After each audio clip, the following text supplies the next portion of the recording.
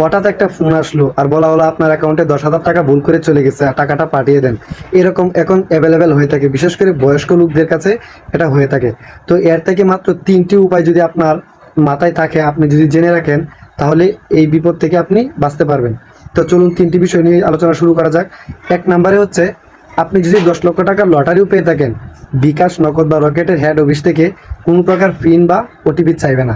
2 number হচ্ছে, প্রথমে আপনি আপনার ব্যালেন্স চেক করবেন। যদি কেউ বলে আপনার অ্যাকাউন্টে 10,000 টাকা চলে গেছে, তাহলে আপনি আপনার প্রথমেই অ্যাকাউন্ট চেক করবেন।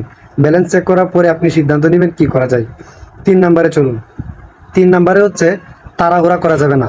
প্রতারকরা সবসময় তাড়াহুড়া করবে, যে বলবে আপনার অ্যাকাউন্ট লক হয়ে যেতে পারে, এরকম অনেক কিছু বলবে। তাড়াহুড়া করা যাবে না। তো বন্ধুরা, ভিডিওটা যদি আমার ভালো লাগে অবশ্যই শেয়ার করে দিবেন। আপনার পরিবারের মা বাবা যারা বৃদ্ধ বয়স বা মুরব্বী আছে তাদেরকে সবাইকে জানিয়ে দিবেন। হঠাৎ একটা ফোন আসলো আর বলা হলো আপনার অ্যাকাউন্টে 10,000 টাকা ভুল করে চলে গেছে, আর টাকাটা পাঠিয়ে দেন।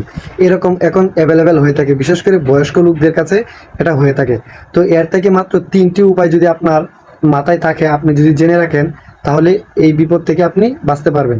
তো চলুন 3টি বিষয় নিয়ে আলোচনা শুরু করা যাক।